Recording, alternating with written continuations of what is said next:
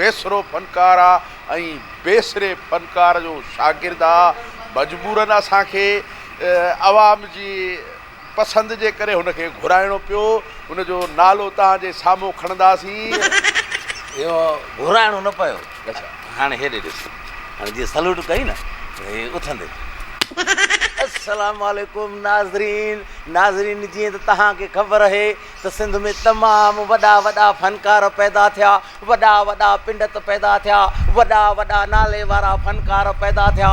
पर अॼु जंहिं फनकार वटि मां तव्हांखे मिलाइण जे लाइ वठी आयो आहियां, जी भली, जंहिं फनकार वटि तव्हांखे मां मिलाइण जे लाइ कटेजांसि न रीटेक हुननि खे कमी न आहे, मिलाइण जे लाइ मां वठी आयो आहियां उहो फनकार को सुरीलो फनकार बि कोन्हे, को राग जे टके जी बि ख़बर कोन्हे।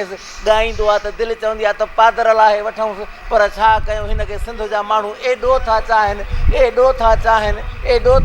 जंहिंजो को हिसाब ई कोन्हे, को मजबूरी आहे असांजी जो तव्हां पसंदि था कयोसि। असां तव्हांजे बूथ में उहो फनकार खणी आया आहियूं। अचो त तव्हांखे मिलायूं था ख़ान साहिबु बेसुरे घसीटे ख़ान सां।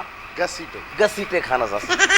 पर अॼु जंहिं फनकार खे मां घुराइण वारो आहे न, अच्छा अॼु जंहिं फनकार वटि असां आया आहियूं, हा, असांजो अचणु हुन वटि मजबूरी थी पई आहे। इन्हीअ जे करे त हुनखे तव्हां पसंदि कंदा आहियो।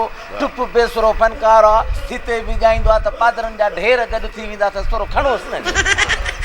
ख़ान साहब, असल में मां तुंहिंजो इंटरव्यू वठणु आयो आहियां। मूंखे व्यूअर्स मजबूर करे छॾियो। तुंहिंजी जेको आवाम जेको तोखे चाहे पई। ओके आहे, फ्रेम ॾिस हिनजो। हल तूं लॻो पियो अचे पंहिंजो। हा हाणे मां इहो 32, 33, 34, 35, 50 ते अचां न त तूं अचे फ़को कजांइ। अच्छा ठीकु आहे, 50 ते ज़ीपट अचे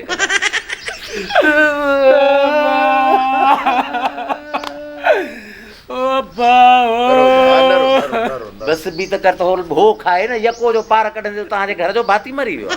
ॿीहर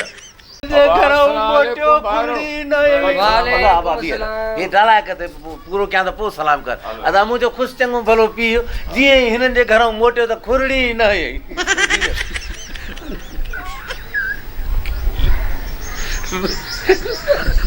क्यों कर त मुंहिंजी नर्स खे ॾिसण आयो आहे।